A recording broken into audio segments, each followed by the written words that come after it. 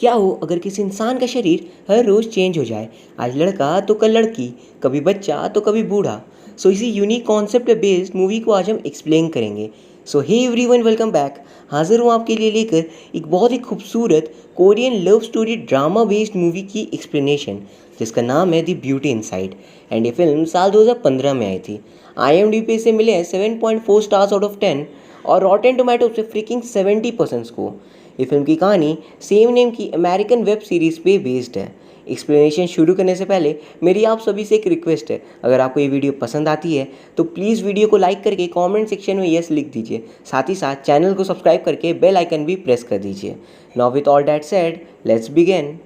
तो दोस्तों, यहाँ पे मैं एक बात क्लियर कर दूँ कि इस फिल्म में जो पिक्चर्स और क्लिप्स मैंने यूज़ किए हैं वो आपको कंफ्यूजिंग लग सकते हैं, क्योंकि इसमें मेन कैरेक्टर का खुद का कोई फेस नहीं है। वो हर सीन में बदल जाता है। तो आप मेरी वॉइस पे ज़्यादा ध्यान दीजिएगा, ना कि वीडियो पे। सो इस फिल्म की पूरी कहानी को जिन नाम का बंदा नरेट करता है। वो बताता है हर रोज़ जब उसकी नींद खुलती है तो वो एक नया इंसान बनकर उठता है। आज लड़का तो कल लड़की, कभी बच्चा या बूढ़ा या फॉरेनर भी। यही नहीं, उसके आई साइट और आवाज़ भी चेंज हो जाते थे। यानी उसे जिस भी तरीके की बॉडी मिलती थी, regardless of age and gender, उसके अंदर वैसे ही ट्रेड्स आ जाते थे। इसलिए वो रोज़ आँखों के लिए अलग अलग चश्मे, पैरों के लिए अलग अलग साइज़ के जूते और जेंडर के अकॉर्डिंग कपड़े रखता था। फिर वो बताता है कि वो एक फ़र्नीचर डिज़ाइनर का काम करता है। वो खुद की ही फर्नीचर्स डिज़ाइन करता है और फिर उन्हें अपने हाथों से बनाता था। धीरे धीरे उसे ये सब चीज़ों की आदत सी हो गई थी, क्योंकि उससे पता ही नहीं था कि वो नॉर्मल कैसे होगा। वो अपने सारे काम ऑनलाइन ही करता था, क्योंकि इंटरनेट में उसे अपनी फेस दिखाने की ज़रूरत नहीं पड़ती थी। उसके इस राज के बारे में सिर्फ उसकी मॉम और फ्रेंड सैंग को पता था। अब अगले सीन में हमें सैंग को दिखाया जाता है और हमें पता चलता है वो जिन के साथ मिलकर फर्नीचर वाला काम करता है। दरअसल वो फर्नीचर डिज़ाइनिंग के अलावा जो बाहर के काम है उन्हें देखता था, जैसे कि क्लाइंट से मिलना। फिर दिखाते हैं सैंग जिन के घर आता है और उसे कहता है कि आज तुम बहुत हैंडसम इंसान बने हो, तो चलो थोड़ा घूम आते हैं। उस रात वो दोनों क्लब में जाते हैं और वहाँ बहुत मस्ती करते हैं। नेक्स्ट सीन में दिखाते हैं जिन एक लड़की के साथ सो रहा होता है और जब उसकी आंखें खुलती है तो वो खुद को एक बूढ़े इंसान के रूप में पाता है। उसने अपने सारे रूप के वीडियोस एक लैपटॉप में स्टोर करके रखे थे। फिर वो बताता है अगर वो कभी फॉरेनर बनता है तो अपनी नॉर्मल कोरियन लैंग्वेज को बोल नहीं पाता है। सो वो जो फॉरेनर बनता है, लाइक जापानीज़, चाइनीज़ या कोई भी, तो उस लैंग्वेज को भी बोल पाता है, इवन वो उस लैंग्वेज को कभी सीखा ना भी हो। वो ये भी बताता है इन सब डिफरेंट आइडेंटिटीज़ के कारण वो कभी किसी से प्यार नहीं कर पाया। आगे हमें पता चलता है इस बॉडी चेंजिंग प्रॉब्लम की शुरुआत लगभग 12 साल पहले हुई थी, जब जिन का 18th बर्थडे था। हम फ्लैशबैक का सीन देखते हैं। एक दिन अचानक वो जागता है और मिरर में एक अलग इंसान को देखता है और डर जाता है।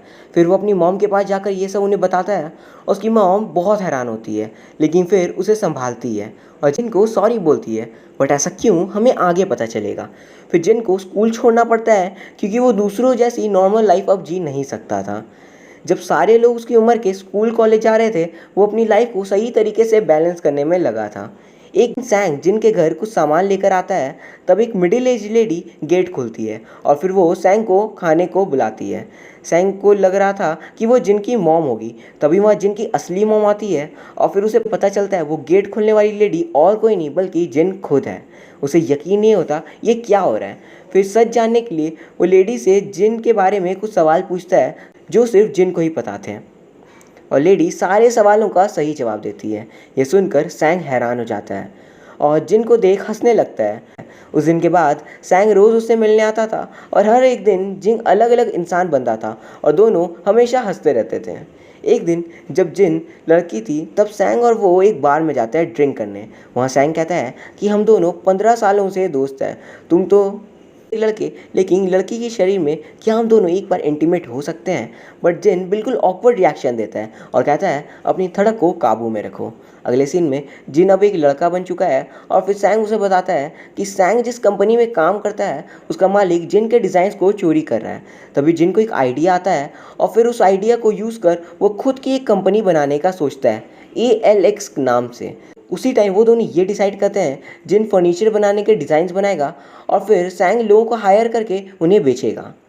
पहले जिन सिर्फ मैन्युफैक्चरर था, लेकिन अब वो मैन्युफैक्चरर और सप्लायर दोनों हैं। फिर जिन एक फर्नीचर शॉप पे जाता है और वहाँ पे वो नॉब देख रहा होता है। तभी वहाँ सू नाम की लेडी उसे दिखती है। वो शॉप पे काम करती थी और फिर सू उससे पूछती है, तुम्हें क्या चाहिए? वो कहता है, एक चेयर जिसमें बैठकर ऐसा लगे कि मैं घोड़े पे बैठा हूँ। वो उसे ALX नाम की वेबसाइट दिखाती है और कहती है, इसमें तुम्हें ये चीज़ बेस्ट मिलेंगे। यानी वो जिन को अनजाने में उसी की वेबसाइट सजेस्ट करती है। जिन कहता है, क्या ये अलाउड है खुद के दुकान में दूसरों के सामान की तारीफ़ करना और फ्री में एडवर्टीजमेंट करना? और सू हंसने लगती है। उस दिन के बाद जिन हर रोज़ उस दुकान में सू को देखने जाने लगता है और वो रोज़ एक नया इंसान बनकर जाता था, जिससे सू कभी पहचान ही नहीं पाती थी कि ये जिन है। धीरे धीरे जिन को सू बहुत पसंद आने लगती है और वो उसे प्यार करने लगता है। नॉट ओनली डैट, जिनके पास सू के दुकान के बहुत सारे विजिटिंग कार्ड्स जमा हो जाते हैं, क्योंकि वो हमेशा एक नया व्यक्ति बनकर जाता था।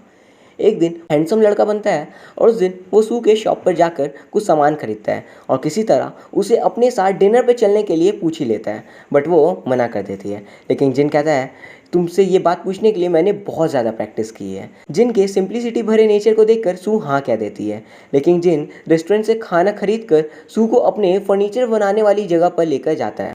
सू वहाँ जाने को मना करती है। तभी जिन कहता है, ये लो मेरा सिक्योरिटी नंबर, और कहता है, मैं कोई गलत इंसान नहीं हूँ, स्टिल अगर तुम्हें कुछ भी गलत लगे तुम इस पर मेरी कंप्लेंट कर सकती हो। फिर वो दोनों वहाँ जाते हैं और वहाँ पहुँचकर सू समझ जाती है कि ये तो ALX फैक्ट्री है, क्योंकि उस जगह पे सारे लोग ALX फर्नीचर के दीवाने थे। फिर वो दोनों डिनर करते हैं और उसके बाद जिन सू को उसके घर ड्रॉप कराता है। अगले दिन वो दोबारा मिलने का प्लान बनाते हैं, लेकिन अगर जिन सो गया तो वो फिर से बदल जाएगा, इसलिए वो अलार्म क्लॉक लगा देता है हर घंटे के कि उसे नींद ना आए। ऑल्सो वो खुद को दूसरे काम में उलझाए रखने की कोशिश करता है, जिससे उसका मन बहला रहे। अगले दिन जिन और सू घूमते हैं और बहुत मज़े करते हैं। उसके बाद सू से पूछती है कि तुम ALX कंपनी में क्या काम करते हो? तो वो बताता है, मैं एक डिज़ाइनर हूँ। तभी सैंग वहाँ जाता है और वो दोनों उसे देख छुप जाते हैं। उसके बाद तीनों अपने अपने घर चले जाते हैं और जिन उधर ही काम करना शुरू कर देता है और ख़ुद को जगाए रखने की कोशिश करता है। अगले दिन शाम को फिर से वो दोनों मिलते हैं और सू के घर के बाहर दोनों किस करते हैं। फिर दिखाते हैं जिन ने कई रातों से सोया नहीं था, इसलिए पिछली रात जब वो सू को घर छोड़कर अपनी घर की ओर जा रहा था तो वो बस में ही सो जाता है। और जब बस अपनी स्टॉप पर रुकती है तो उसकी नींद खुलती है, तो वो नोटिस करता है कि वो एक अब मिडिल एज्ड इंसान बन चुका है। अगली सुबह सू उसका वेट कर रही होती है बस स्टैंड में, लेकिन वो उधर मौजूद होकर भी उससे मिलने नहीं जा पाता, क्योंकि पहले तो वो एक हैंडसम बंदा था, अब वो मिडिल एज बन चुका है और सू इसे देख घबरा जाएगी।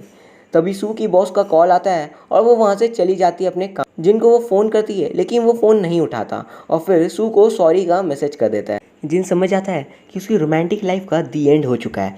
फिर उसे सू का रिप्लाई आता है कि तुम कहाँ हो, मैंने तुम्हारा बस स्टैंड पे बहुत वेट किया था।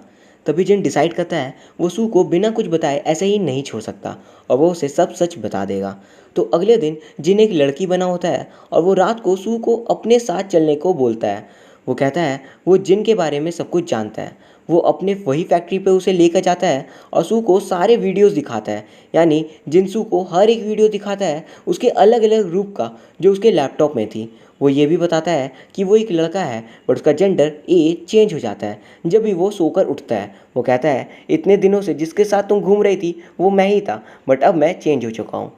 सू को ये बात की यकीन नहीं होती है और वो वहाँ से चली जाती है। कई दिन बीत जाते हैं लेकिन सू जिन को भुला नहीं पाती। वो हर उसी के बारे में सोच रही होती है। तो एक रात वो उसके फैक्ट्री पे उससे मिलने जाती है। जिन एक जापानीज़ लेडी बन गया था और सू को देख वो उसे अंदर आने को कहता है। फिर सू पूछती है, क्या तुम मुझे सच में पसंद करते हो? अगर हाँ तो तुम्हें मेरी एक बात माननी होगी। वो कहती है, मैं तुम्हारे साथ सोना चाहती हूँ, ताकि वो जिन को अपनी आंखों से चेंज होते हुए देख पाए। सोते समय सू पूछती है, ये सब कब स्टार्ट हुआ? जिन उससे पूरी कहानी नरेट करता है। फिर सू को जिन की असली एज पता चलती है, जो कि 29 ईयर्स थी एंड सू की भी सेम एज थी। फिर जिन सब कुछ बताता है कि वो अब इसके बारे में कुछ नहीं कर सकता, ये अपने आप ही शुरू हुआ था एंड उसके बाद नॉर्मल नहीं हो रहा है। वो दोनों थोड़ी बातें करते हैं। फिर सू पूछती है कि मैं ही क्यों? तब जिन बताता है, मैं अपने इस कंडीशन को एक्सेप्ट कर लिया था एंड मैं हैबिचुएट भी हो गया था इन सब से, बट तुमसे मिलने के बाद मैं खुद को रोक नहीं पाया, इसलिए मैंने तुम्हें ये सीक्रेट बताया है। फिर जिन सू से पूछता है कि तुम ठीक तो होगी ना जब तुम मुझे चेंज होते हुए देखोगी? और उसके बाद वो दोनों सो जाते हैं। अगली सुबह जब सू की आंखें खुलती है तो वो जिन को उसी लेडी के रूप में पाती है, मतलब अभी तक जिन चेंज नहीं हुआ था। फिर वो जाकर जिन के कबर्ड चेक करती है जिसमें सारे सामान अलग अलग थे, यानी अलग अलग जेंडर के कपड़े, अलग अलग जूते, अलग अलग चश्मे, अलग अलग वॉचेस, एंड जिसे देख वो हैरान होती है। उसके बाद सू जिन के लैपटॉप पे उसकी सारी वीडियोस देख रही होती है, तभी जिन आता है और इस बार वो एक यंग लड़का बना था। जिन बहुत खुश हो जाता है कि सू सब कुछ जानकर भी उसे नहीं छोड़ती है और वो अब रोज़ साथ में घूमते थे। उनकी लाइफ बहुत सही चल रही थी और जिनके साथ पहली बार कोई लड़की एक हफ्ते से ज़्यादा टिक गई थी। फिर जिन नरेट करता है कि उस दिन के बाद हम कुछ भी बातें करते थे, कहीं भी चले जाते थे और मज़े करते थे, एंड ये बहुत ही अच्छी हमारी लाइफ की गाड़ी चल रही थी। फिर एक दिन सू जिन के नेक पे एक टैटू बनवाती है कि वो जिन ही है। उसके बाद एक दिन सू से पूछती है कि तुम रोज़ कुछ ना कुछ नए बनते हो, लेकिन तुम्हें सबसे ज़्यादा नफरत कौन से रूप से है। तभी अगले दिन हम देखते हैं कि जिन एक बच्चा बन गया है। बच्चा देख सू कहती है तुम्हें मुझे मैम करके बुलाना होगा आज। उस शाम दोनों डिनर करने जाते हैं और रेस्टोरेंट पे मज़े करते हैं। सू थोड़ी ड्रिंक करती है और बच्चा जिन भी कोल्ड ड्रिंक पीता है, लेकिन फिर सू छोटे जिन को एक से वाइन देती है और दोनों ड्रिंक करके इंजॉय करते हैं। फिर सू उसे अपने बैग में लेकर जा रही होती है और बिल पेमेंट के टाइम जिन अपने वॉलेट से पैसे निकालता है और रिसेप्शनिस्ट पूछती है ये बच्चा आपका बेटा है क्या, और सू हंसने लगती है। अगले कुछ सीन्स में जिन नरेट करता है अब वो सच में अकेला नहीं है, कोई तो है जिसे उसकी फिक्र है। फिर एक दिन वो दोनों मिलते हैं, लेकिन सू अपनी आंखें बंद रखती है और कहती है कि रोज़ तुम्हारी शक्ल चेंज हो जाती है, मुझे कुछ और चाहिए जिससे मैं तुम्हें पहचान सकूं, जैसे तुम्हारा सेंट या तुम्हारा टच। जिन उसके हाथ पकड़ लेता है और कहता है अब से हर रोज़ मैं तुम्हें ढूंढ लूँगा इसी तरीके से और तुम पहचान लेना। सू एक प्यारी सी स्माइल उसे देती है। अगले दिन वो दोनों साथ में ब्रेकफास्ट करते हैं और तभी सैंग का फ़ोन आता है। वो जिन से कहता है तुम कुछ दिनों से काम नहीं कर रहे हो, ऐसे तो कंपनी का लॉस हो जाएगा। तुम कोई पहले इंसान नहीं हो जो दुनिया में रिलेशनशिप में है, ऐसे हज़ारों इंसान हैं। फिर सू जा रही होती है तभी जिन उसे पूछता है कि क्या तुम मेरे साथ चलोगी मेरे वर्किंग प्लेस को देखने, और फिर दोनों वहाँ चले जाते हैं। वहाँ पे सैंग और अन्य वर्कर्स फर्नीचर बना रहे होते हैं और वहाँ पे सू उन्हें एक नया आइडिया देती है अपने काम को आगे बढ़ाने का। जिन इस आइडिया को सुनकर उसे ब्रिलियंट कहता है, तभी सैंग उसे रोक कर कहता है ये आइडिया मैंने तुम्हें सालों पहले दिया था, तब तुमने मेरी आइडिया पे बिल्कुल ध्यान नहीं दिया था। उसके बाद दिखाते हैं एक रात को जिन को सू के साथ पार्टी में जाना था, लेकिन जिन एक बूढ़ी लेडी बना हुआ था। वो दोबारा से सोने की कोशिश करता है लेकिन सो नहीं पाता और पार्टी में सब अपने अपने पार्टनर के साथ आए होते हैं और सू अकेली थी। तो सब उसे पूछते हैं कि तुम्हारा पार्टनर कहाँ है। सब लोग सू के बॉयफ्रेंड से मिलना चाहते थे क्योंकि सब ने सू को अलग अलग इंसान के साथ मिलकर देख रखा था। वो सब ये जानने के लिए एक्साइटेड थे कि सू का बीएफ आखिर है कौन। दूसरी तरफ दिखाते हैं बेड में लेटे हुए जिन बस यही प्रे करता है कि बस वो एक लड़का बन जाए, चाहे वो हैंडसम हो या नहीं, बस उसे पार्टी में सू के साथ जाने के लिए एक लड़का बनना था। तभी हम देखते हैं अगले सीन में एक हैंडसम सा लड़का सू के हाथ पकड़ता है वैसे ही जैसे उसने कहा था, ताकि सू उसे पहचान ले कि वो जिन है। और उसे देख पार्टी में सभी लोग हैरान हो जाते हैं, खासकर सू की बॉस। जिन सू को बताता है कि वो एक ओल्ड लेडी बना हुआ था, इसलिए उसे आने में देर हो गई। नेक्स्ट सीन में सैंग उसी पार्टी में एक लेडी के साथ बैठा था और उसे बताता है ये जो हैंडसम लड़का है ना, ये हर रोज़ बदल जाता है, कभी चाइनीज़ तो कभी जापानीज़। और वो बताता है कि एक बार तो ये मेरे साथ इंटीमेट भी हो चुका है। उसकी बकवास से बचने के लिए जिन और सू वहाँ से चले जाते हैं। फिर वो दोनों घर आते हैं और वहाँ पे इंटीमेट होते हैं और अगली सुबह जिन के घर पे वो दोनों साथ पे वीडियो बनाते हैं, जिसे जिन पहले अकेले बनाया करता था। यानी जिन की लाइफ अब बिल्कुल टॉप पॉइंट पे चल रही थी। नेक्स्ट सीन में हम देखते हैं जिन एक लड़की बना हुआ था और वो सू को अपनी मॉम से मिलवाने को ले जाता है। जिनकी मॉम सू को शुक्रिया कहती है उसके बेटे के साथ देने के लिए। फिर सू अपने दोस्तों के साथ थी और वो ड्रिंक्स कर पार्टी कर रही होती है। सारे लोग सू के बीएफ को बुलाने को कह रहे होते हैं, पर सू उन्हें अवॉइड कर कर यहाँ से चली जाती है और कहती है मैं कभी और मिलवा दूँगी। वहाँ से वो मुस्कुराते हुए निकलती है, लेकिन रास्ते में थोड़ी सी टेंस्ड हो जाती है। अगले सुबह सू जिन का वेट कर रही होती है और फिर उसे फ़ोन करती है कि कहाँ हो तुम। जिन उसे कहता है मैं वहीं हूँ, ढूंढ लो। वो कोशिश करती है लेकिन वो उसे ढूंढ नहीं पाती और अचानक से कोई बंदा उसका हाथ पकड़ लेता है। सू से देख डर जाती है, पर जिन कहता है ये मैं हूँ। फिर सू को बहुत ज़्यादा गुस्सा आता है और वहाँ से नाराज़ होकर चली जाती है। जिन उसे मैसेज करता है और फ़ोन भी, लेकिन वो रिप्लाई नहीं करती है। फिर उसी रात दोनों मिलते हैं। सू जिन को दोबारा वैसा मजाक करने को मना करती है और सुबह अपने घर चली जाती है। फिर जिन को दिखाते हैं जो खुद से सवाल करता है क्या सू मुझसे शादी करेगी, क्या उसे मैं शादी के लिए पूछूं। फिर वो कुछ दिन एक रिंग बनवाने में निकाल देता है। अब हम देखते हैं सू फर्नीचर शॉप पे काम कर रही थी और वो कस्टमर को अच्छे से हैंडल नहीं कर पाती है। हम ये भी नोटिस करते हैं वो एक दवाई ले रही थी। तभी उसकी बॉस उसे बुलाती है और कहती है तुम ठीक तो हो ना, या तुम्हें कोई प्रॉब्लम है? सू कहती है नहीं, कोई प्रॉब्लम नहीं है। तो उसकी बॉस कहती है तुम्हारे बीएफ से कोई प्रॉब्लम है ना? वो कहती है तुम्हें सब ने अलग अलग लोगों के साथ देखा है, सब कुछ ठीक तो है? तुम अब हर रोज़ पिल्स लेने लगी हो। Is everything all right? Sue कहती है हाँ सब ठीक है। फिर हम एक सीन देखते हैं जहाँ पे सू डॉक्टर से कहती है अपनी कंडीशन के बारे में और जिनके चेंज होने के बारे में। डॉक्टर उसे स्ट्रेस और एंजाइटी से रिलेटेड पिल्स देता है और अगले सीन में वो जिन के साथ होती है। इस बार जिन एक हैंडसम लड़का बना हुआ था। वो जिन से कहती है कि मुझे तुम्हारे साथ रहना बहुत अच्छा लगता है, काश ये रात कभी ख़त्म ही ना हो और तुम भी मेरी तरह एक नॉर्मल इंसान बन जाओ। तभी जिन सू से जाता है क्या हम शादी कर ले? इसका सू कोई जवाब नहीं देती है। फिर सू को कार में वो घर छोड़ने जा रहा होता है, तभी रास्ते में वो दोबारा शादी के लिए पूछता है। सू से गाड़ी रोकने को कहती है। फिर सू बताती है शादी के बारे में बहुत कुछ है सोचने को, मैं घर में तुम्हारे बारे में क्या बताऊंगी कि एक इंसान जो रोज़ बदल जाता है। जिन उसकी बातों को न समझकर खुद की ये बात कहता है कि जब भी मैं तुमसे दूर जाता हूँ तो मैं नहीं रह पाता हूँ। तब सू कहती है तुम सिर्फ खुद के बारे में सोचते हो, तुम्हें खुद का पता भी है तुम कौन हो? तुम मेरे मन में आज कुछ हो और कल कुछ और। तुम खुद को समझने में रोज़ समय लगता है कि आज कौन सा जूता पहनूं, आज कौन से प्रकार का चश्मा लगाऊं। तो मेरे बारे में तो सोचो, मैं तुम्हें कैसे समझ पाऊंगी? मुझे थोड़ा टाइम चाहिए।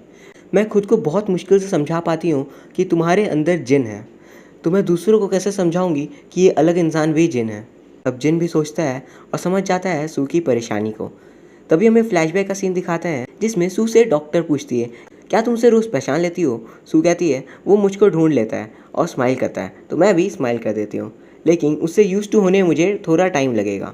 सू कहती है वो जब भी मुझको टच करता है तो ये खुद को बिलीव कराना कि उस इंसान के अंदर जिन है बहुत ज़्यादा मुश्किल होता है। सू को लगता है कि वो पागल हो जाएगी और फिर वो ये कहते हुए रोने लगती है। डॉक्टर कहती है क्या तुम उससे रिलेशनशिप ख़त्म करना चाहती हो? सू कहती है नहीं, वो मेरे बिना नहीं रह पाएगा।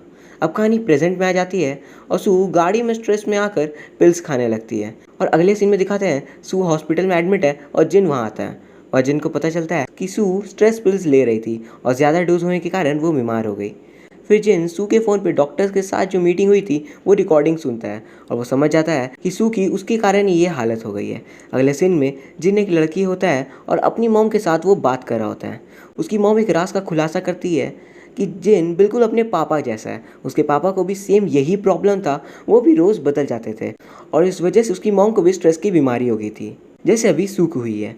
अपनी वाइफ की इस परेशानी को देख जिन के पापा वहाँ से गायब हो जाते हैं, जिससे उसकी वाइफ को ये परेशानी ना हो। यह सुनकर जिन भी यही करने का सोचता है।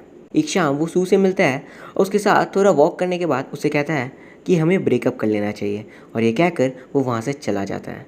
ब्रेकअप करने के पहले जिन ने सू को एक चेयर दिया था स्पेशली उसके लिए बनाकर। उस चेयर को देख जिन को याद कर सू रोने लगती है और उसकी बहन उसे तसल्ली देने आती है। अब 10 महीने बीत जाते हैं और सू नॉर्मल लाइफ बिता रही थी। एक दिन उसकी बॉस उसे एक कज़ाक रिपब्लिक में रहने वाले डिज़ाइनर के डिज़ाइंस दिखाती है एक वेबसाइट पे। वो देख सू समझ जाती है ये तो जिन के डिज़ाइंस हैं। बॉस कहती है कि सू इसका डिज़ाइन बहुत ही उम्दा है और तुम्हें इससे हमारे लिए डिज़ाइंस बनवाना होगा। और सू सैंग के पास जाती है। वहाँ सू कज़ाक रिपब्लिक का मार्क फर्नीचर देखती है और वो कंफर्म हो जाती है जिन कज़ाक रिपब्लिक में ही है। अब सू को धीरे धीरे रियलाइज़ होता है कि वो सिर्फ ये सोच रही थी कि लोग क्या कहेंगे। अब वो समझ जाती है कि वो जिन के बिना नहीं रह सकती और उसे ढूंढने का फैसला करती है। हमें जिन को दिखाया जाता है वो कज़ाक रिपब्लिक में एज अ डिज़ाइनर काम करता था। एक दिन जब जिन कज़ाक रिपब्लिक का कोई इंसान बना हुआ था और वो सिर्फ वहाँ की लैंग्वेज को ही बोल पा रहा था, तो वो सैंग को कॉल करता है। सैंग कुछ समझ नहीं पाता और कहता है जब कोरियन बन जाओ तब वापस कॉल करना, और फिर बाय बोलकर कॉल काट देता है। वेबसाइट से जिन के एड्रेस को पता लगाकर सू भी वहाँ पहुँचती है, लेकिन जिन कहता है यहाँ पे जिन नाम का कोई इंसान नहीं रहता। फिर वो कहती है मैं मामा स्टूडियो के तरफ से कोरिया से यहाँ आई हूँ, वो एक बहुत ही बड़ा फर्नीचर शॉप है। और फिर उस बंदे के घर के अंदर आने की वो रिक्वेस्ट करती है। अंदर जाकर वो लेडीज़ जेंट्स के अलग अलग बहुत सारे जूते और वैसे ही फर्नीचर जैसे जिन बनाया करता था देखती है और वो कहती है मेरी कंपनी को तुम्हारे डिज़ाइंस में बहुत इंटरेस्ट है, मैं चाहती तो तुम्हें मेल कर सकती थी, लेकिन मैं तुमसे मिलना चाहती थी, इसलिए मैं यहाँ आई हूँ। वो कहती है जिन अब बस करो, मैं अब ठीक हो चुकी हूँ और तुम्हारे साथ रहना चाहती हूँ। जिन कहता है तुम दोबारा बीमार हो जाओगी। वो कहती है लेकिन तुम्हारे बिना इससे भी ज़्यादा दर्दनाक लाइफ मेरी बीत रही है। वो उसको सॉरी कहती है, फिर वो दोनों एक वॉक पे जाते हैं। सो उसको बताती है कि एक दिन उसने जिन को बदलते हुए देख लिया था और इस दिन से वो बहुत ज़्यादा डर गई थी। खुद को समझाने की वो बहुत कोशिश करती है लेकिन वो समझा नहीं पाती। लेकिन अब सब ठीक है और वो समझ चुकी है कि वो जिन के बिना नहीं रह सकती। और इस बारी सू जिन को शादी के लिए पूछती है और वो उसे खुद की बनाई हुई रिंग देता है और यहाँ होती है फिल्म की हैप्पी एंडिंग। इस फिल्म का सबसे बड़ा प्लस पॉइंट है कि हर एक एक्टर जिन्होंने जिन का रोल प्ले किया है सब बहुत ही उम्दा काम किया है और सू का रोल प्ले करने वाली एक्ट्रेस ने बहुत ही खूबसूरती से अपने रोल को अदा किया है। उम्मीद करता हूँ आपको ये एक्सप्लेनेशन और ये कहानी पसंद आई होगी। अब आप सब ये ज़रूर सोच रहे होंगे कि जिन की बॉडी चेंज होने का रीज़न क्या था। तो दोस्तों इसका जवाब फिल्म में प्रॉपरली नहीं दिया गया है, बट जिन की माँ उसे बताती है कि उसके फादर को भी सेम ऐसी ही कंडीशन थी और जिनको ये चीज़ हेरिडिटरी मिली है। But after watching this film I believe makers इस सुपर नेचुरल ऑकरेंस का रीज़न देना ही नहीं चाहते थे, क्योंकि ये कहानी फ्रेश माइंड से एंजॉय करने के लिए, ना कि एज अ साईफाई फिल्म के तौर पर इसे सोचने के लिए। अगर आप जापानीज़ एनिमे के फ़ैन हो तो इस फिल्म के नरेशन को सुनकर आपको योर नेम की याद ज़रूर आई होगी। बाय द वे दोस्तों, अगर आपको ये वीडियो पसंद आई हो तो वीडियो को लाइक करके कमेंट सेक्शन में यस लिख दीजिए और भी मूवीज़ के एक्सप्लेनेशन के लिए चैनल को सब्सक्राइब कर लीजिए एंड बेल आइकन प्रेस कर दीजिए। Thank you each and everyone for watching this video. See you soon.